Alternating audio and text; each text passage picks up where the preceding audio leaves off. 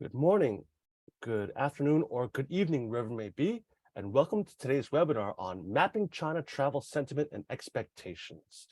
We have a fantastic webinar on a subject that I'm sure is on everybody's mind, Chinese traveler, especially now that Chinese borders have slowly opened up. And so today's webinar, we'll be exploring that particular sector. Now, before we get to our presenters, first allow me to introduce myself. My name is Pruangkarn, and I am the Chief of Staff at the Pacific Asia Travel Association, and I will be your host for today. I know many of you are familiar with Zoom, but just as a quick refresher and reminder, we'll have a panel discussion and Q&A at the end of the three presentations. So feel free to submit any questions using the Q&A function as shown on your screen. So it's just at the bottom of your browser. Please do not send any questions using the chat function. Please put them in the Q&A function. It's just easier for me to look at all the questions using the Q&A function as opposed to going back and forth between chat and Q&A. However, feel free to engage with our participants, say hello, where you're from. You can also comment on some presentations you see here. However, any questions, drop them in the Q&A. And just a quick run through the agenda. First, we'll have a presentation from TCI Research, followed by trip.com, and then it'll be Go City, and then we'll be followed by panel discussion and Q&A. And at that point, please feel free to drop in your questions. So without further ado, let's get to our first presenter. Actually, today's webinar is in conjunction with our Issues and Trends, the first edition of Issue Trends, which is on mapping China travel sentiment and expectations. And with that, the author of the report, ladies and gentlemen, please welcome the CEO of TCI Research, Mr. Olivier Henry-Biabaud. Olivier, sorry, over to you. Hi, Paul. Hi, everyone. And thank you again for the invitation on this quite important topic. I was a few weeks ago in a European conference, and many DMOs over there were discussing about China again, with this positive news around China reopening borders gradually and so on. And so I was asked the question so many times about, is it the right time to promote China or to Chinese? And is it not too late? Is it not too soon? And I was saying, well, it's to me, it's always a right time to go and to promote to China, because even if we see the Chinese tourism boom has not totally materialized across all regions in the world, it's always time to build trust. Trust is so much important for the Chinese. It's not only where they are allowed to go today that is driving their sentiment and next choice for destination. It's also how they perceive the potential hurdles and problems, maybe logistically, to plan for destination. So the most important is not only to be on the very short-term bucket list right now that borders are reopening, but it's also to make sure that you are Chinese or China ready at the time that your destinations or attractions will be available again for the Chinese people. So it's definitely the right time to map the sentiment. And for doing this, we are grouping or gathering a few data that TCI is collecting for its own purposes, for clients, and also from the European Travel Commission, which allowed us to share some of the let's say data about Chinese sentiment towards travel overall and towards preferences and choices for 2023. So first, starting with a few indicators which are basically measuring the sentiment. So when we say sentiment, it's all about not only travel intention overall, but it's about the willingness to travel and the trust about traveling in a very near future. And what you see on the screen is the long-haul travel sentiment index we collect for ETC. And you see when we ask those potential Chinese visitors about their plan for 2023, the score is showing a very positive score. It means the evolution in their sentiment is going really up. And it's actually the best score or the highest scores in the past 5 or 6 years, with the exception of 2020. But what happened actually is early 2020, so right before the crisis, the sentiment for traveling long haul in China was skyrocketing, and suddenly the COVID came and completely stopped that dream for traveling again. And so it has created in the past 2 to 3 years a huge sentiment of let's call it frustration for traveling. And so today, now that is becoming again possible, this frustration is converting into positive sentiment for traveling. So as we speak, there are about 8 in 10 Chinese or potential Chinese international travelers expressing a positive intention to travel outside their own region of residence this year, with 15% of them definitely planning to do so. And this score of nets or let's say sentiment is we see compared with other key markets like US or Japan or Brazil is definitely above the average. So no doubt that Chinese are back on track. No doubt that they are going to travel a lot as soon as they can across the world. There's another way of measuring that sentiment is to look at the volume and the polarity of web social conversations across networks, across posts and articles shared online, and conversations, and how people are debating on social networks. And we've seen from the exact time and dates when there has been some sort of official removal of the zero COVID policy, and we have seen immediately in our tracker a huge surge of conversations about travel, about possibilities to travel again, about plans, about tips, articles on destinations, on attractions, coming back on all those social conversations, which is a very good sign again of positive sentiment for traveling. So no doubt it's there. It's just now to understand more about either a new set of mind, are there particular tips for promoting? And to do that, it's interesting to first deep diving into the obstacles or the barriers or the boosters for among Chinese set of mind for traveling again long haul. And when you look at that, and you all know that the fact to travel or not travel is very moved by a lot of non-tourism external factors. And what that could be a rise of inflation, the pandemic context, the climate context, social context. So all these factors are moving the willingness to travel or not. And when you compare the key factors among Chinese versus other key markets, here in Europe and in many other Western countries, the current agenda is very much about geopolitics. It's very much about inflation and personal finances, but it seems pretty different in China. We still see in terms of barriers for traveling that COVID is still very much high on the agenda, as opposed to personal finances, which of course exist, but the balance between the budget aspect and the pandemic aspect still is very much putting the pandemic aspect high on the agenda as an obstacle for travel overall, or as a way to motivate travel, where you see that, for example, improving personal finances or bargains have an impact, but less than the ability of a destinations, for example, to effectively manage COVID-19.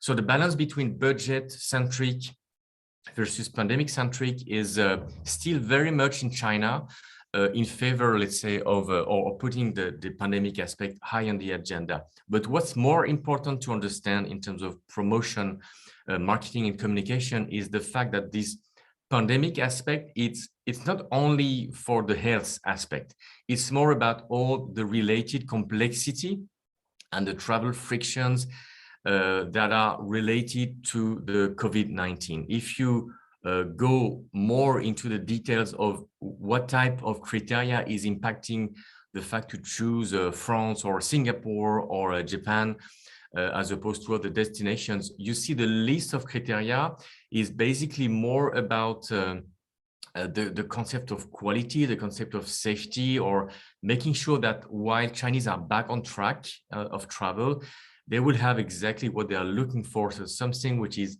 stress-free, very qualitative, and that they are not going to miss their new coming back in or returning to travel. So you see, for example, the number of COVID cases is, of course, one factor, but it's not the major factor.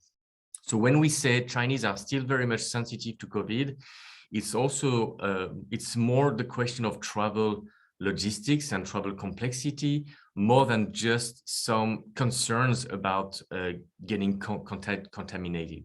So the question of quality while Chinese are returning to travel is really a #1 aspect, together with the overall concept of safety, which is not only related to the pandemic.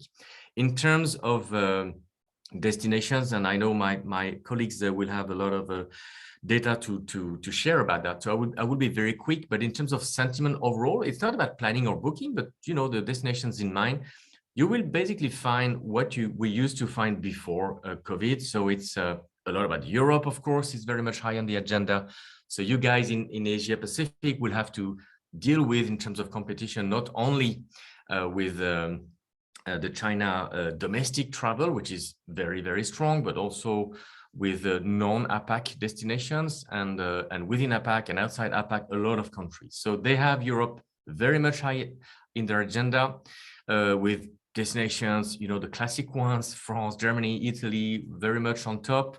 Also rise in interest in the Nordic destinations, and especially because they have this kind of a preconceived reputation about safety, about high quality.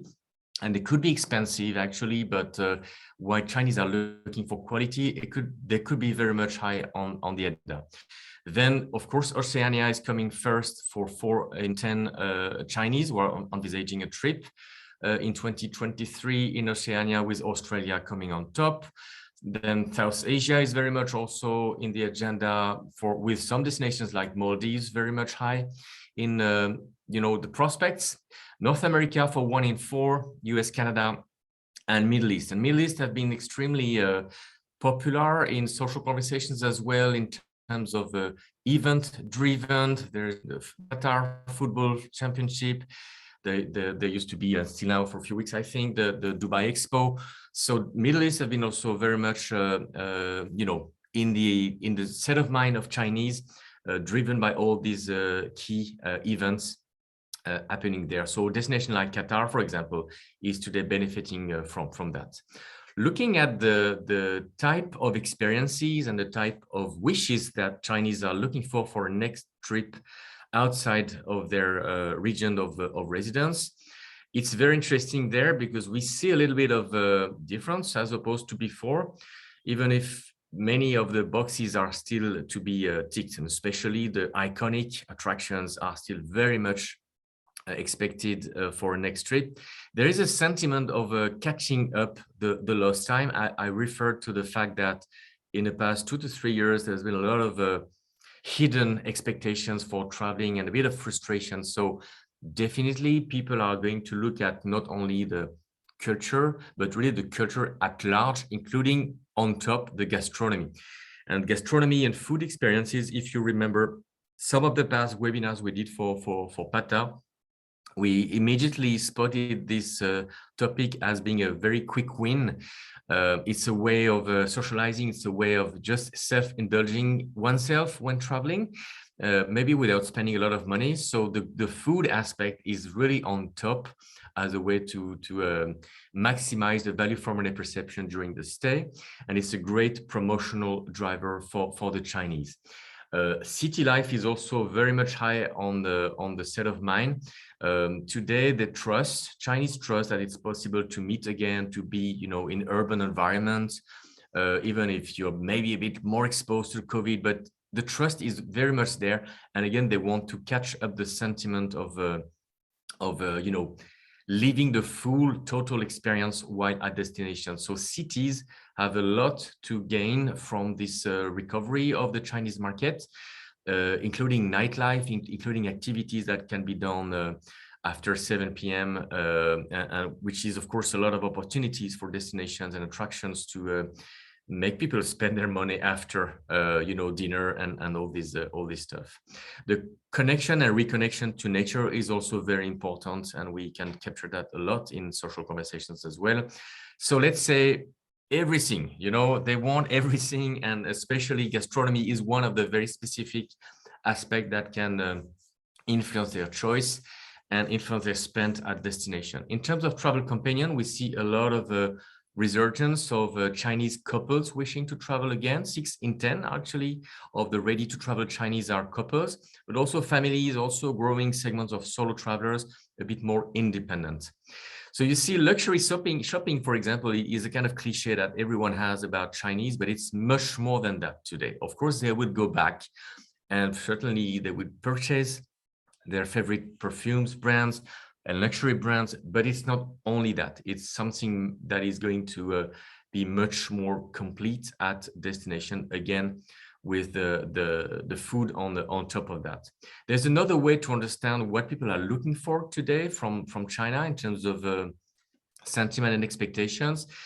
We look at the very recent ratings and reviews that Chinese are posting when they travel in the past 3 to 6 months. So they travel back internationally and they share what they are doing and if they like what they are doing. And it's interesting to see that looking at the 3 main verticals, so the lodging, restaurants, and attractions, whereas the restaurants experience have been now recovering and even exceeding the pre-COVID ratings. So the satisfaction for restaurants and food is now really high and higher than before, again, confirming the interest in gastronomy and food experiences.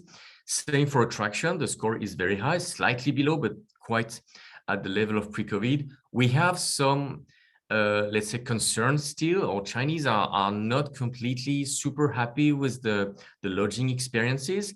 And it's they do recognize in positive, when you look at the mentions and opinions, they do recognize a lot of efforts and great positivity in terms of staff and hospitality or the personal experiences, as well as the food inside hotels and all aspects related to decoration and the visual aspect. But they have still a lot of comments and a lot of sensitivity for the amenities, the rooms quality, the bathroom, the cleanliness aspect, things around noise and smells. And this is also resonating with this, let's say, pandemic sensitivity that is still very high in their mind. So it's very important, if you are a destination or a hotel or lodging, to make sure that you can deliver the best experience in there, because we see that today, while Chinese is back, there's a little bit of, let's say, under performances from the destination point of view. Then many couples are sharing a lot of great food related reviews. Again, the food experience is not only what you have on the plate, but it's also a social moment you can have with your partners traveling back internationally, and also a great sensitivity to the decor, the lights, the atmosphere, let's call it the sense of place, which is playing a lot of positivity for this particular market. And then, and certainly not least, the fun and entertainment value. It's something we hear a lot in terms of social conversations, expectations. And again, it goes along with the concept of catching up the lost time. So while traveling again, this concept of fun and entertainment is super high and higher than many other markets. And that's something that you can promote and find all along the stay, while the travel frictions are away. Okay, let's have fun again while traveling. And notably, that's the case for the families. That's the case for Chinese traveling with friends. And I was saying also, part of the best rated attractions and activities are very much about the nature. So it's a mix of everything, right? The lively urban experiences on Monday, and then on Wednesday, if you can promote an excursions to go to a very remote, silent nature experience, then you can really get the best from the Chinese market. And one spot analysis about this gastronomy factor, which is again very influential. It's not again about only the quality of the food or the service in restaurants. It goes way beyond. And looking at the social conversations, what is driving positivity in terms of food conversations associated with travel or destinations is very much about the food in action. So events and festivals and contests with chefs, or things which are converting the food into something spectacular. One extremely interesting shares on social networks is about the street food, and all the people cook chefs in the streets cooking and converting a meal preparation into a completely spectacular show is something that is spreading a lot, and a lot of positivity across social conversations. Also, if you are a destination, being part of some of the very local lifestyle magazines that are very much relayed by Chinese blogs, and then you have a chance to be exposed in positive as a food destination, along with other type of topics like food and fashion, food and decoration, food in the context of health. So all these blending aspects is also fueling a lot of positivity for gastronomy. We see also new hotels or targeting business travelers that are offering outstanding kind of new food experiences, which is also populating a lot of social conversations about that. And the concept which we tracked, which is to me extremely well summarizing the set of mind of Chinese today, is the concept of eat, buy, and play. You have everything there. They want to eat, they want to buy, and they want to play all this with this component of let's say entertainment.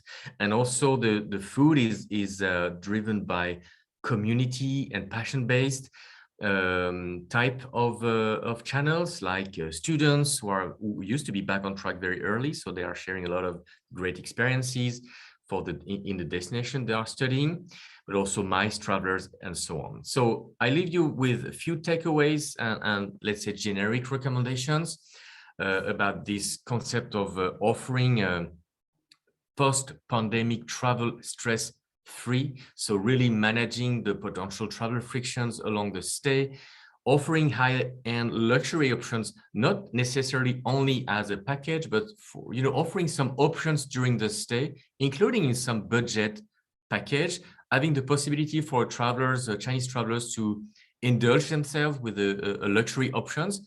They will be in a state of mind to be able to spend more than planned with all these packages, offering still the iconic, world-renowned. They are not going to miss it. Maybe some of them will be happy to see new things, but the iconic is still very much, and the landmarks are very much high on the expectations. The food I was saying, events, experiences, things which are spectacular, which are triggering the senses, what people see, what they can smell and everything. The entertainment value, very important at all steps of the stay.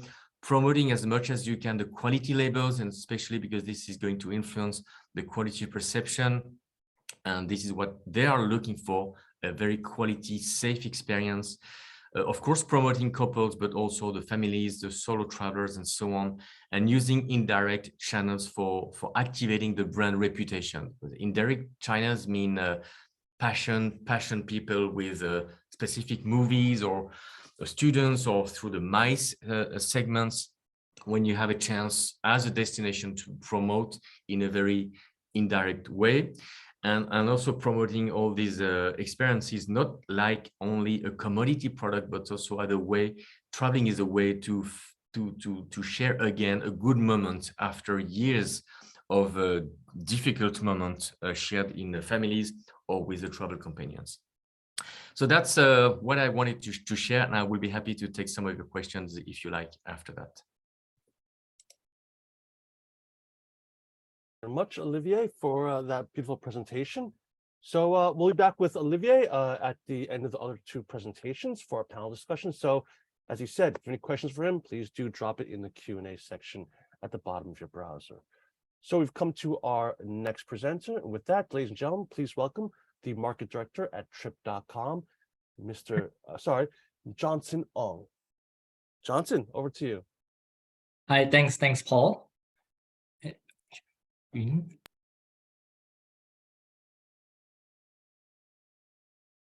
Hi, good morning, good afternoon, good evening to everyone. Thanks for your time for joining this presentation. So I'm Johnson, I'm from the Hotel Business Unit of Trip.com. And my presentation will be about sharing with you about the Chinese market recovery, understanding the travelers today, what their user behaviors, how they change compared to pre-COVID, as well as some of the innovation and learnings that we have come across in the past 3 years. So firstly, a brief background about Trip.com. We are a leading global travel service provider comprising of the brand Trip.com, Ctrip, Skyscanner, and Qna, with the mission to pursue the perfect trip for a better world. Across its platform, Trip.com helps travelers around the world to make informed, cost-effective bookings for travel products such as homes, such as hotels, such as flights. And with our technology, enable partners to connect their offering with our users through aggregation of comprehensive travel-related content and resources, and an advanced transaction platform causing our apps, website, and 24/7 customer service. So we are founded in 1999, listed on NASDAQ in 2003, listed on Hong Kong Exchange in 2021, and we have become one of the best-known travel groups in the world, with a vision to be the world leading and most trusted family of online travel brands that aspire to deliver the perfect trip at the best price for all our travelers. I move on into talking about the Chinese market recovery. So before we look into the market recovery, let's look at how globally we are recovering as of December last year. So as you can see that I think globally we are seeing very good growth of recovering since the start of 2022. And by the end of 2022, we are seeing that 70% of our recovery has actually back to 70% of the pre-pandemic levels. So breaking down into the different regions, I think we are seeing strong recovery in most parts of the world, except for Asia Pacific. And that's largely due to our biggest market, China markets, not being back yet. So however, this is going to have a big change, with the recent news about Chinese market reopening our borders. So we always talk about China market being a very big market. So how big exactly is big? So back in 2019, back to the pre-pandemic days, Chinese has the world largest source of outbound tourists to the world. So in 2019, Chinese travelers made 155 million international trips, spent a total of $245 million US, and coming second place to China in their spending is only about 50% of this 245 billion. Right? So with these very potential markets coming back, I'm sure that all of us are all very excited. So we look at our search demand after Chinese New Year. It's good that we continue to see strong search demand versus last year. I think we're seeing a 310% growth. And what's more exciting is that our search demand has actually exceeded 2019 by 3%. Flight capacity is on the way to its recovery versus last year, we're having 152% growth in capacity, about 20% back in action versus 2019. But what's exciting is that we are right now into flight and bundle packages, and that's a 10% growth versus 2019. So where are our users searching for booking from? So through our air ticket bookings, right, these are the top 10 destinations that we're seeing: Hong Kong, Thailand, Macau, and all. So I think it's good to see that of the 10 top destinations, 9 are from Asia Pacific. Right. On our path towards our accommodation recovery, you can see that actually mainly we are impacted by our overseas room nights during the pandemic period between year 2020 or 2022. Domestic room nights have pretty much remained stable throughout the last 3 years. But with the recent lockdown, with the recent borders reopening announcement, I think we are forecasting our trajectory to grow beyond domestic room nights. So overseas room night will probably by Q3 of this year overtakes our domestic room nights. So understanding today's traveler. So based on these 2 months and 3 months user behaviors, right, we can see that there's a return of high-end consumer. More than 50% of our users are booking about 4-5-star hotels, 31% 3-star hotel, less than 10% in our 0 to 2-star properties. Rate have gone up, and I think our users are also booking at a higher rate. So compared to 2019, our average rate have grown by 8%. Yep. So for the people bookings, we do see this group of younger generation, younger age group that's booking on us compared to 2019. So 10% more are coming from the year from people in the 1990s, and they also have a higher spending power in terms of our average room rate, in terms of the nights, room nights that they are staying with us. We also believe that this group are the audience that after the pandemic we really truly believe in YOLO. They have a stronger and higher eagerness to travel and to see the world. So type of trips that are coming back. So I think in the first phase that we are seeing, right, is really the traditional beach and sea destination are re-emerging. Our global sales and sea packages, our city travel packages are doing very well compared year on year. Another segment of the business would be our corporate travel trip biz. we are seeing 134% growth year on year. But what's interesting about this trip is that we are seeing that a lot of our travelers right now are combining their business trip together with their leisure trip. And that's make the length of stay longer as well. So they'll come for leisure. And in fact, they stay over the weekend as well. Unlike compared to 2019, they'll usually come on a Sunday or Monday and fly back on a Friday. Yeah, so innovations and learning. So something about C-Trip member base. I can't share with you how much members we have, but it's in the hundreds of millions of users. So you can see from here, right, we have 7 tiers of different membership database, but our members have very high repurchase rate. Even from the silver members onwards, you'll see a high purchase rate of 30% and above. And from our platinum user onwards, right, they actually have very high consumption power. So for platinum, you see their consumption power is basically at USD 9,000 per year.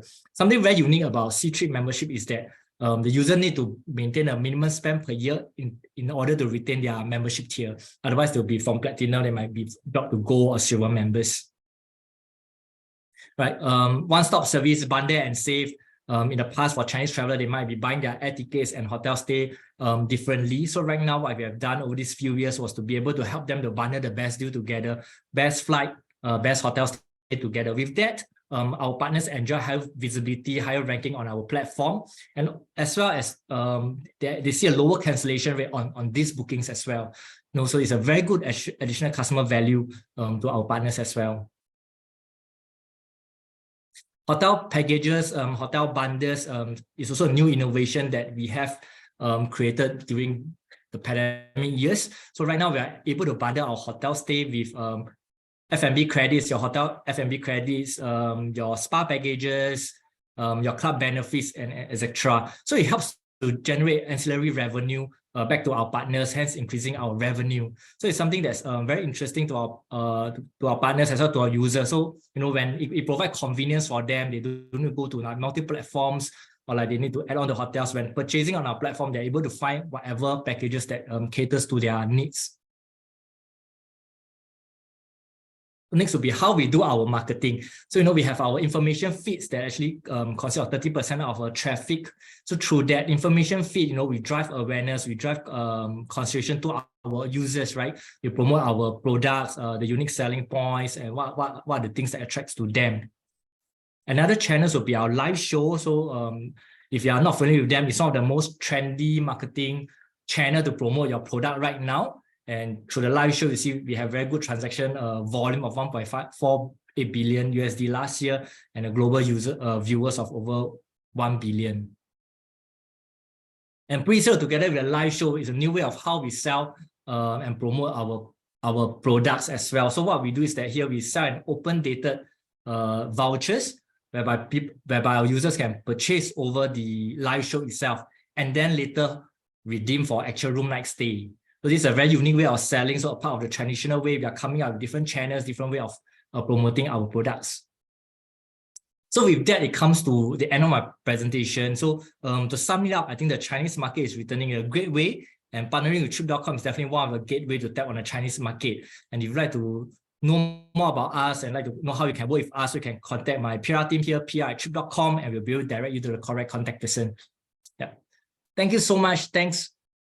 Thank you very much, Johnson. And good question for Johnson. Again, feel free to drop it in the Q&A, and we'll be back soon after this final presentation.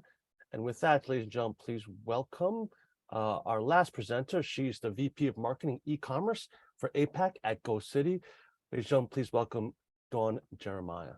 Hi, Dawn. Hi, Paul. How are you? Good. Over to you. Okay, let me share my screen real quick.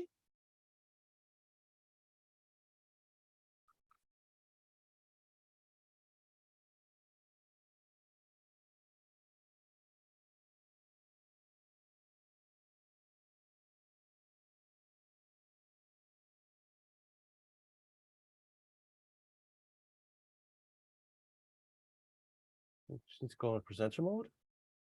Yeah, I think so. Yeah.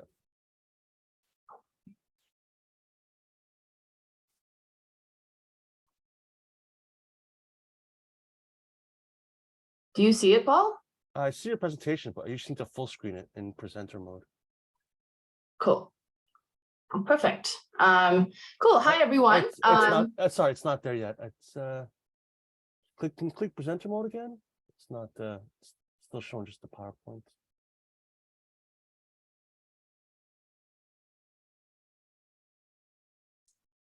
No.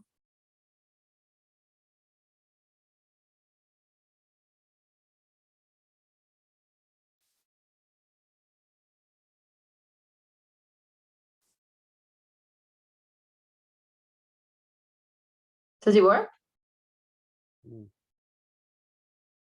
I see with all your slides, but I don't know if that's just me. Maybe go to the top row view and then Apologies, everyone.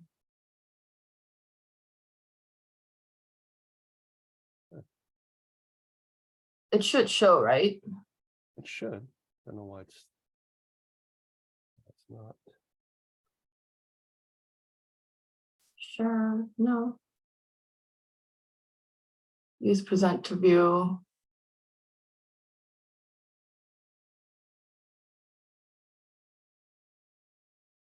You have two screens or just one screen?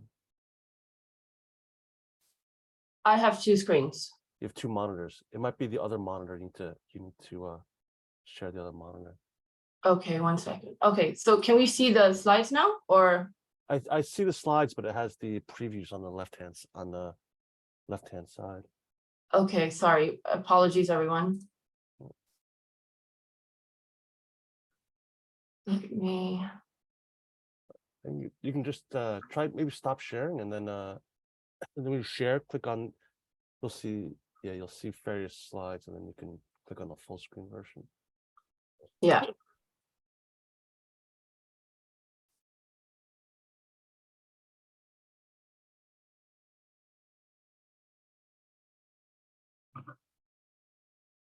Does it work now? Nope, I still just see the.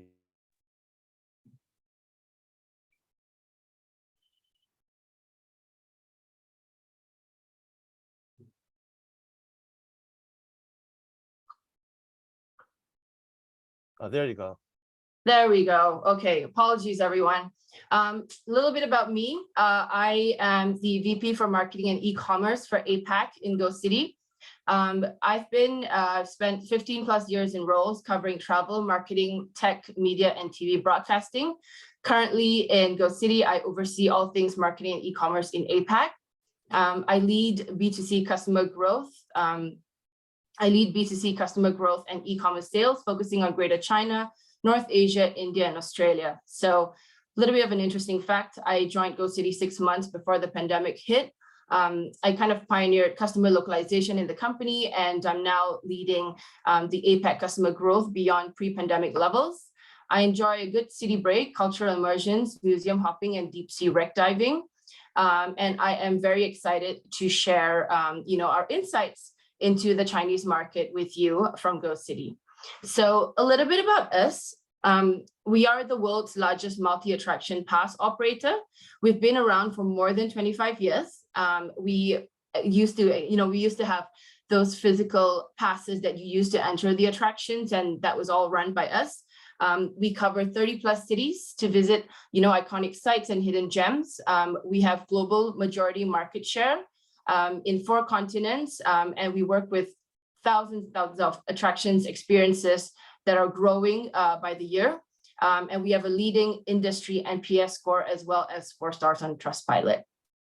So so we are GoCity. What we do is we offer sightseeing passes for that cover different cities and some of the biggest cities from around the world. So we offer travelers an easy way to sightsee as much as they want, all for one price and from their phones. Now, travelers can choose a path based on how many days and attractions they would like to visit. And our app is actually used to access as many experiences as you can in a destination. So as you can see from the itineraries on the right, the more you see, the more you save. And just a little bit quick, view of our product suite around the world. We are, very strong in North America. We're very strong in EMEA. Our headquarters are actually in London, and we are very fast growing in APAC, with our HQ in Singapore. So this is just a little bit of footprint that we have. Just going into the topic today, engaging with Chinese travelers during the pandemic. Just want to share with you guys, how did we do it in those months that was a little bit more difficult, especially in this part of the world. So a little bit of what we've done, in terms of awareness, we made sure that our designs and our localizations for the Chinese market were really up to date, as well as accurate, as well as locally relevant. We localized our creatives and products while still being on brand. We also have a localized website, and our website is also based inside the firewall in China. So just a note for those who are interested to kind of launch their products in the Chinese market. Obviously look for really good partners, or if you're keen to do it yourself, this is a really important factor. As well as we also work with the trades. Besides B2C marketing, we work B2B. We have trade listings. We work with a lot of the OTAs, the activity OTAs. We work with Ctrade, we work with Meituan, we work with Fliggy and all that as well. So these are some of the look and feels. It is possible to still be on brand while still being locally relevant to the market. And then we also do a little bit of awareness and social and live selling. In fact, actually, we do a lot. So we do localized social media creatives, and we made sure that we stayed relevant within the market, even during lockdown. So it was, the content was tailored around where will you travel next. It's, of course, we all knew what happened during, during the pandemic. So it was mostly about making sure that we have the product right, we have the offering right, we have the communications right, we have the customer journey right. So we localized a lot of social media creatives. We also worked with a lot of local KOLs and influencers, whether or not they're based in China and able to travel out, as well as those Chinese KOLs who are based in the different cities that we have presence in. We also collaborated with some of our OTAs for live selling. This is a project that we did with Ctrade, and we made sure that the lights were kept on, and not just lights were kept on, but we made sure that we were really active. And even today, we're actually very, very active on Chinese social media. We're across more than 10 different platforms in that market. In terms of engagement, the product information and USPs must be up to date. We have a localized Chinese website, as I just mentioned. We also have a localized blog hosted inside mainland China. And this is how it generally looks like.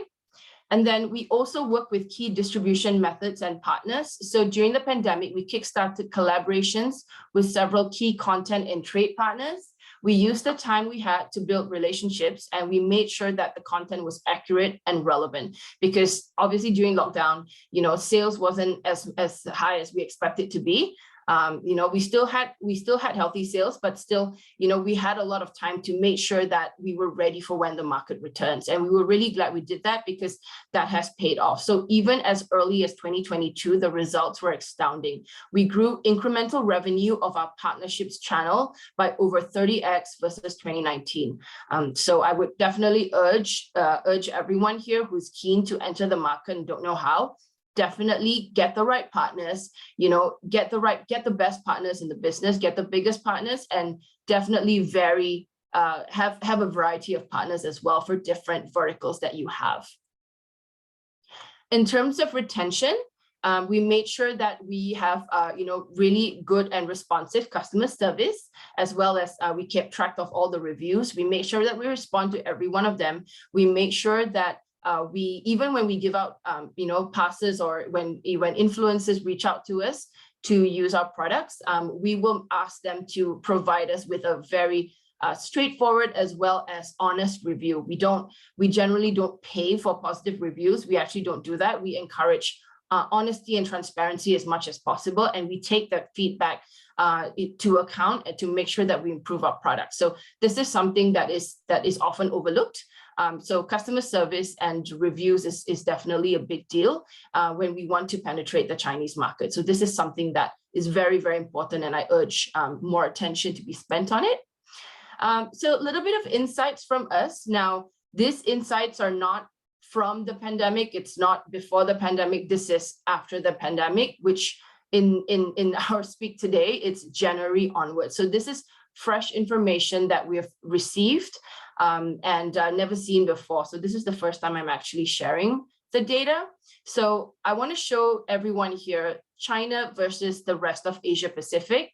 The recovery rate from 2019 versus 2020. So we regard 2019 as the last normal year, right, before the pandemic hit. So here, what we see here is the percentage of 2019 levels on mainland Chinese customers versus the rest of Asia Pacific. So in 2019, we were very strong in all APAC markets. Now, obviously, if we see January, we were still in the negative for mainland China and a little bit for the rest of Asia Pacific as well. However, February, we've seen a sharp increase for the rest of Asia Pacific as well. Mainland China, there's a little bit of, because of the news and all that, we have seen an improvement. And that improvement has continued on to March. So we are actually, we're seeing clearly a rapid recovery for all other Asian Pacific countries. Outside of China, we are already well above 2019 levels, which is why I'm very excited to share this with you. However, for mainland China's recovery, yes, it has been slow. It's been slow for all of us, but it is steadily increasing. There is light at the end of the tunnel, and we are expecting FIT travel to surge late spring, as early as late spring, because we are already seeing the green shoots right now. And we will also want to show you the top 10 most booked cities on GoCity.com in 2023. So in 2019, we have a list of, obviously, on the left, we have a list of cities that did well for us. However, in 2023, which is, now it's about 2.5 months into the year, we're seeing London still being the most popular attraction, the most popular city that is booked on GoCity.com. And bear in mind this, we don't have every city in the world. We have 30 plus cities. So these are some of the biggest cities in the world. So London is number one. Singapore has shot up. We launched Singapore just right before the pandemic, and it has recovered very, very well for us. We also have Barcelona, which is an enhanced pass that we've done, also groundwork done during the pandemic. So it is very interesting to see Barcelona up there. Oahu has also done very well for us with the Chinese customers, because it's slightly nearer compared to the rest of continental US. New York as well. We see New York. New York used to be very strong. However, it has gone down 4 points. We are also looking into, we're seeing the air connectivity being a little bit limited into New York, and it's also very competitive right now in this season, where other destinations are taking a higher, taking a bigger priority. We're also seeing Dubai being quite popular. In the first 3 months of the year, we're seeing Dubai getting a lot more bookings than we had in the same period in 2019, as well as Paris. Paris has gone down a little bit, but Paris is still very, very popular with Chinese customers. And then Las Vegas have gone up because we've had a lot of new attractions in Las Vegas, and our pass is actually a very enticing product. And then we're seeing Vienna as well. We took a lot of time to enhance our Vienna product. It is now an enhanced pass, and therefore Chinese customers, when they're going to Vienna, they have started to opt Vienna ahead. And Vienna was never been in the top 10 before. And then for Rome as well. So Rome has always remained as top 10 for most markets. However, due to the competitiveness of other closer markets to China, Rome has gone down 3 points. So just moving really quickly. So what we're seeing for top 20 attractions for FIT travelers in particular, from 2022 to 2023, number one attraction is Tower of London, Westminster Abbey, we have Tower Bridge, the Uber Boat, the St. Paul's Cathedral, the Royal Observatory, Big Bus London, Windsor Castle. You can see the top 8 are still very much UK attractions, and these are very, very strong attractions that have high Chinese visitation, and our penetration rate for London is actually really strong with the Chinese. Singapore Zoo is obviously a newcomer in the list. So Singapore Zoo is very popular with Chinese customers. And then we see Empire State Building in New York, Edge at Hudson Yard. Gardens by the Bay as well is very popular. For those of you based in Singapore, you'll know why. And then Top of the Rock in New York, Kensington Palace in London, Singapore Cable Car, MoMA. Kuala Ranch in Oahu, SeaWorld San Diego, Big Bus New York, as well as Legoland California. So what we've seen, and I'll elaborate this in a little bit, is the top attractions will always remain the top attractions. We really thought, and during the pandemic, we thought, there was a lot of data on customers wanting, open air attractions and scenic nature inspired attractions. We didn't see that. We have nature inspired attractions on our passes, but Chinese customers just tend to choose the mainstay landmark attractions, the blockbuster attractions that has been well loved for many, many years. So just a little bit of myth versus fact, just looking back into what we thought was going to happen during the pandemic, what analysts thought versus the facts that we see and the numbers that we see on GoCity.com. So myth number one is we thought that rural nature-inspired sites will be more popular than urban attractions. The fact that we see on GoCity.com for Chinese customers is that that wasn't true. Yes, there has been a little bit of an increase, but the key landmarks and top attractions remain the most popular. The Statue of Liberty will always be the Statue of Liberty. It will still remain as as most popular because people still want to go and visit places that that are the blockbuster attractions. Myth number two is that a lot of people thought that Chinese travelers will be more sensitive to price changes, very much like all other travelers from around the world.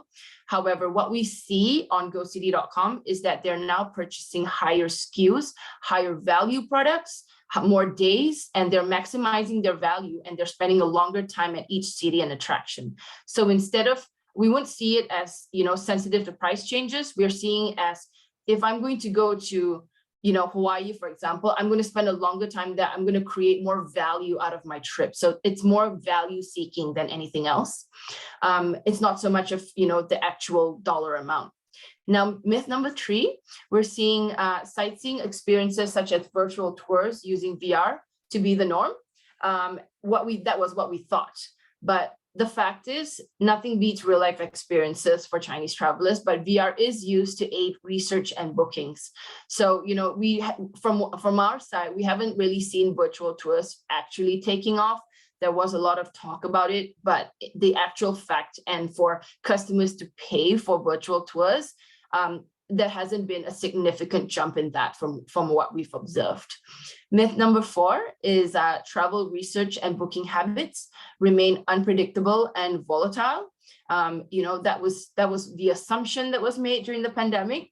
And then the fact is actually what we've seen on GoCity.com is the refund rates and booking lead times for Chinese travelers are now on par with other APAC travelers. So, every time a market opens up, we will see a little bit of volatility because of refund rates. We will see, a lot of changes for travel plans because they're still getting adjusted to traveling again. They're still, trying to get used to it again.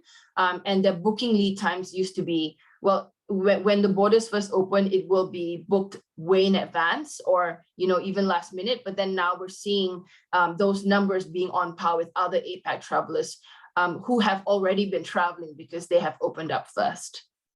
And then just a little bit of quick tips of what you can do differently is that some tips for success for a lot of businesses out there, and this is learnings that we've gotten, and it's from us, find the right partners that deliver results and protect your own online strategy. So, this is very, very important, and definitely vary your partners. Localize your product pages into different languages. I know it's easier said than done. For example, if translating whole websites is difficult for you, I would encourage landing pages that are simple to execute and very straightforward with lots of information and easy to maintain. So just one landing page that contains as much information as you can is a lot more palatable than translating whole websites. I would also encourage to invest in getting the best images and ensuring local faces are featured if you're focusing on that region. It is very important because Chinese customers would like to see something that's relatable to them. A mix of talents and faces is important, but things that are similar to their cultures is also important as well. Videos always help, no matter what market we're looking at. Please ensure that your video is up to date, because videos are very important as well, and they help sell your product. If you're already working with us, keep us updated with your latest assets, include different languages on your tours. If you're a tour operator, definitely invest in an audio guide if you don't have a Mandarin speaker. And then definitely try to adapt your tours and attractions and offerings to certain markets, and definitely have a lot of marketing collaborations with different partners. So this is some of the quick tips that we have for success. And then, this is some of our Chinese social platforms. Do check us out, give us a bit of a follow, say hi. We would love to hear from you. And for those who are interested to work with us, we encourage you to write to asia_general@gocity.com. And we look forward to growing the Chinese market with you. That is all. And I see Paul on the screen right now. So, well, thank you very much, Dawn. Very, very insightful presentation. So with that, you can stop sharing, and I will invite our other speakers back, Johnson and Olivier. I think we have some time for a couple questions here. I don't see any questions from the audience. If you have any questions, anybody, please do drop them on now. We actually don't have that much time to have the Q&A, but said drop them in now. I'll try to get to them as soon as possible. Dawn, are you still with us, or have you? Oh, she's still here. Yeah. All right. Okay. So I'll jump into the first questions. So I think Johnson was talking about the increase in younger Chinese travelers, and then you were, and Dawn, you were talking about, some of the behaviors aren't different. But in terms of the younger travelers, are their travel preferences any different? Are they the ones doing the more nature-based tours, or are they going to the business as usual? So I can take that first. They're definitely, what we're seeing is that the younger travelers are a lot more, I guess, risk averse. They are more of the risk takers. They have a gap year. They want to go out. They want to travel more. They want to get out, because think about it. They've been in lockdown for the last 3 years, and people who are 21 this year were 17 or 18 before the pandemic hit. So they were still in school, right? So these are the people that we're seeing coming out. These are the students that are, visiting London for the first time, studying there, and they want to buy the pass, for example. So we're not, it is business as usual that we're seeing with younger travelers, and they're a lot more, they want to see the blockbuster attractions. They want to see the biggest landmarks. I think for me, right, I think that apart from what Dawn have mentioned, to add on, I think the way they are receiving information could be very different. They are very heavily influenced by social media, whether is it on TikTok, Douyin, or is it Little Red Book, right? So if they find that this place is really worth going, is really Instagrammable, or that food there is really good, right? I think they'll overcome all challenges, take a train, take a bus, take a boat to reach to that destination to be there. So I think for you to tap on that, right, I think make sure that you go on the social media, whether is it WeChat, Weibo, or work with us as well, like our live streams, how we promote our product to a Chinese audience. And it's exactly the way how we capture them. Yeah. Thanks. Yeah, Olivier. Yep, Olivier. Yeah, from looking at the data, when we ask people what they want to do, the Chinese travelers, what they expect to do in the next trip overseas, and deep diving into the segment of, let's say, people who are aged 18 to 30, 35, actually in the top 5 or top 4 are the same as the average. You will have gastronomy 1, you will have city life 2, you will have culture and nature. But it's interesting to see in the bottom of the list that there are some affinities, and especially too many I could mention. One is a much more, let's say, willingness to take a bit more risk activities, such as adventures, outdoor adventures, climbing or skydiving or skiing. So all these, let's say, outdoor engaged activities, campsites as well, maybe more. And also something interesting, probably a bit new, is they're showing some interest, more interest than average, into tracing some of the family roots or some things around commemorations, or giving an extra sense and meaning in their trip. As opposed to some other, let's say, mainstream travelers who would be maybe a bit less into that. And what makes also the difference is obviously the channels, and my colleagues just mentioned many of them. It's interesting for the younger generation to tap into non-tourism indirect channels around specific passion-based, communities, or big fans of TV series, or students as well. Communities is spreading a lot of interest and tips and conversations about travel. So that's the whole difference. But in general, the top 3 to 4 main activities are about the same. Yeah, and I'm going to jump forward to one of the other questions I have here is that, Dawn, you were talking about you guys were sort of still marketing throughout the pandemic. Let's say you're an organization now and you're like, you weren't doing any marketing now. You just started marketing when the borders have sort of just opened. What advice would you give to any organization right now who's like just started marketing to the Chinese market? Definitely partner. Work with people who can distribute your product quickly and who already have the strategy in place. And then you can just jump on the bandwagon and enjoy the success right away. I believe Johnson probably say the same thing, right? Yeah, I think partnering the right partner is important because it will give you the maximum outreach.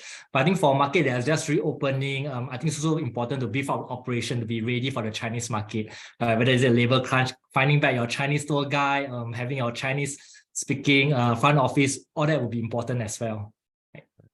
All right.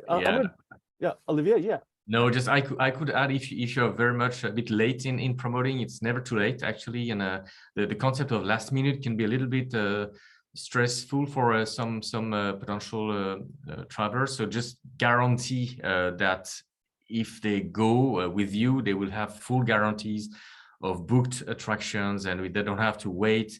They will be able to do the iconic attractions and so on. So the concept of reducing travel friction, even if it's very last minute, is very important, I think. I think they mentioned the seamless aspect of travel, right? I mean, Chinese people want that seamless experience, just like most travelers too. But of course, without the restrictions that are in place. So I'm gonna take this one question from, sorry if I'm pronouncing his name, Kita Sorata.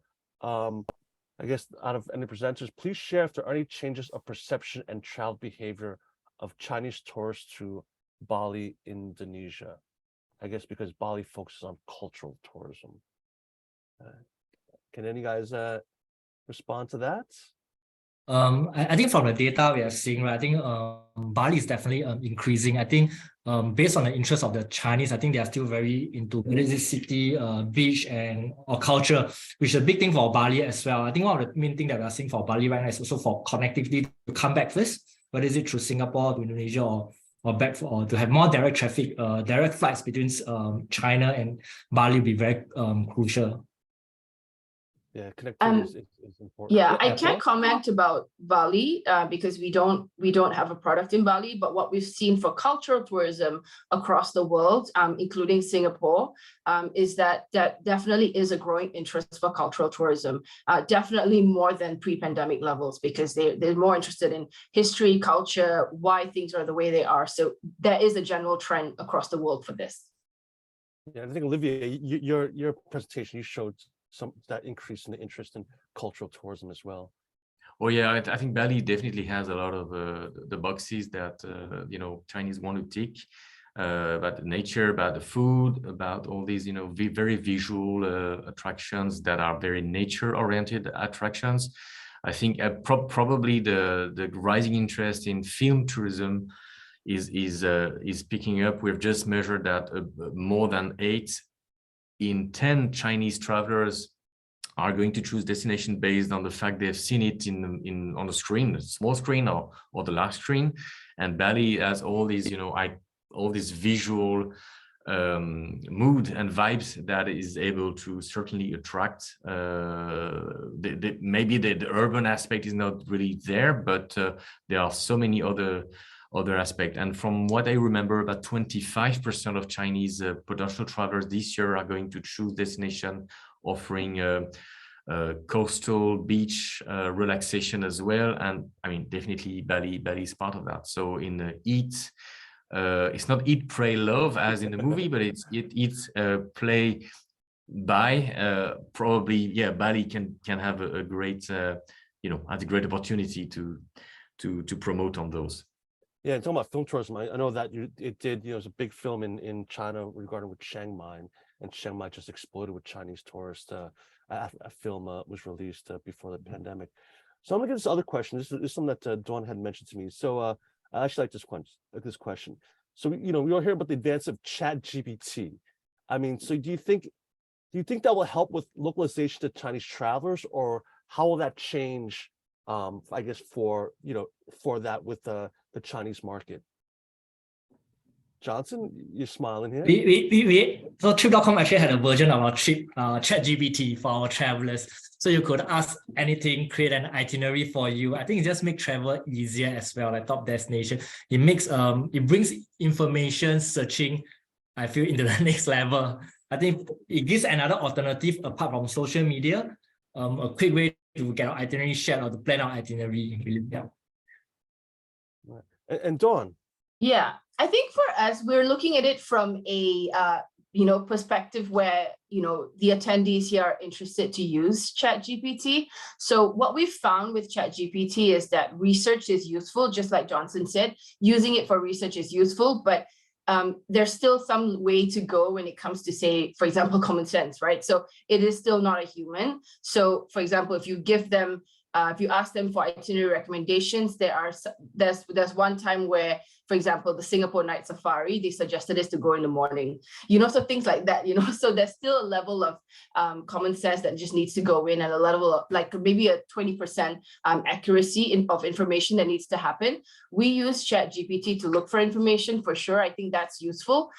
When it comes to, say, translation and things that will help with your marketing, what we found is it's still not 100% there. It's not bad, but it's not great. I think we still need a human oversight, because localization sometimes is very difficult to be taught to a robot. Localization is, nuances of the Chinese market, making sure that you cater to their sensitivities and their needs and all that. A lot of these, it's quite intrinsic, and it's not based on facts. And when it's like those kind of soft marketing, there's still a way to go. So, we're not seeing it overtaking the travel industry, but we're seeing it helping.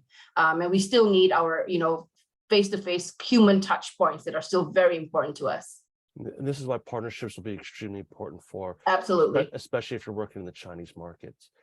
All right, I think we are actually out of time. We're way past the hour. So I just wanted to thank all the speakers for their presentation and spending the time with us today. If you have any questions, you can always send it to me. I'll be happy to pass them along to any of our speakers, or if you'd like to connect with them, happy to do that as well. So thank you, Dawn, Olivier, and Johnson for the presentation today. Thank you guys so much.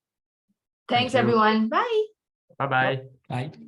I'll just do a quick wrap up, but I guess I'll answer one question. I'm sure what's on everyone's mind. Will you share the presentations with us after this is over? Yes, if you want the presentation from TCI and Go City, we'll be happy to share that with you. If you like the one from Trip.com, please do send us an email at PATA, and we will forward it to them, and they will then get in touch with you directly for the presentation.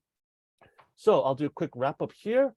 If you enjoyed this webinar, please do join us for, today's webinar is actually in conjunction with the release of our first edition of Issues and Trends, Mapping China Travel Sentiment and Expectations. So this is complimentary for all PATA members. So if you're a PATA member, go to the website now, go to www.pada.org/catalog, and you can actually download the report today. Just a quick thing to note, we've actually increased our editions of Issues and Trends. So this year we'll be releasing 4 editions of Issues and Trends, so 1 each quarter, and that's why this is the first quarter. Usually we say issues and Trends first half, but there's first quarter, second quarter, third quarter, and fourth quarter editions of Issues and Trends. If you enjoyed today's webinar, please do join us for our next webinar on Wednesday, March 29th. And this is Delivering Sustainability Inspiration for 2023, and it's an interview with some of our PATA Gold Award winners. And actually we will be open for submissions on that day. So find out what these guys what these winners did and how that can inspire you to submit your submission for a Pot of Gold Award. And besides that, I just want to give you an update on our current physical events. So our PATA Annual Summit and Adventure Marts will be happening on May 29th to June 1st in Pokhara, Nepal. The internal board meetings, so the executive board and AGM will be taking place on May 29th. That'll be followed by, of course, the conference and as well an adventure mart. We do have early bird rates, so you can register today and get an early bird rate for that particular event. We also, of course, have our PATA Destination Experience Forum and Marts under the theme Sustainability in Action. This is June 21st to 23rd in Sarawak, Malaysia. This is a conference and mart spread over 2 days. So as well as a destination experience, you get to choose one from 3 different choices. And of course, we also have our PATA Travel Mart that's taking place in New Delhi, India from October 4th to 6th. So please do register for today. We do have bundle packages. So if you're interested in attending all 3 or just 2, we do have discounts for registering for more than one particular event. Of course, we do have early bird rates for all those events now, except for the destination experience forum in March. I believe the early bird rates are done for that. If you have any questions about today's webinar or about any of our activities, feel free to visit our website, www.pata.org, or email me at paul@pata.org. So with that, thank you so much for joining us for today's webinar. Thank you so much to our speakers, Olivier from TCI Research, Johnson from Trip.com, and Dawn from GoCity.